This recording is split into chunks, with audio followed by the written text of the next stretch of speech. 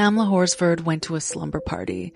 By morning, she was dead in the backyard. I'm Mel Z. I talk about death, true crime, and weird pop culture stuff. If you're a weirdo too, follow me. Tamla Horsford was a mother of 5. She worked in pretrial services, loved the Falcons, and was known by her friends and family as loyal, joyful, and full of life. She lived in Cumming, Georgia with her husband and their blended family. On November 3rd, 2018, Tamla went to a birthday slumber party for one of the moms in her kids' football circle. She arrived at 10 p.m. to a group of 7 other women and 3 men.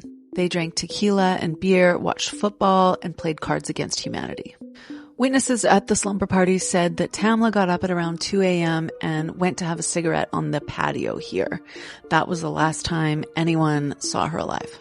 At 7:30 a.m., the homeowner's aunt found her lying face down in the grass beneath the balcony. An hour and a half passed before police were called. At 9 a.m., the homeowner's boyfriend called 911, and he described her as being face down and stiff. He also mentioned a cut on her wrist, suggesting that it may have been self-inflicted. A woman in the background can be heard wondering aloud if Tamla was pushed. The Forsyth County Sheriff's Office ruled it an accidental fall from the 14-foot balcony. They said that she was drunk and died on impact. Tamla's family wasn't convinced, and a second autopsy was performed. They found blunt force trauma to her head, neck, and torso, cuts on her face, wrist, hands, and lower legs, a dislocated wrist, and a laceration to the right ventricle in her heart, which some medical experts say is rare in a fall like this. The man who made the 911 call, who was also the husband of the homeowner,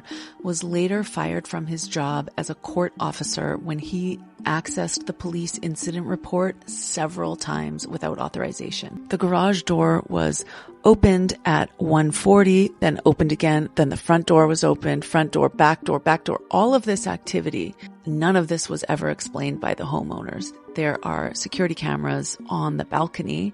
They checked them and said that they weren't actually working and that there was no footage at all of Tamla or the incident. I fully acknowledge that sometimes bizarre things happen, things that can't be explained. Death is weird.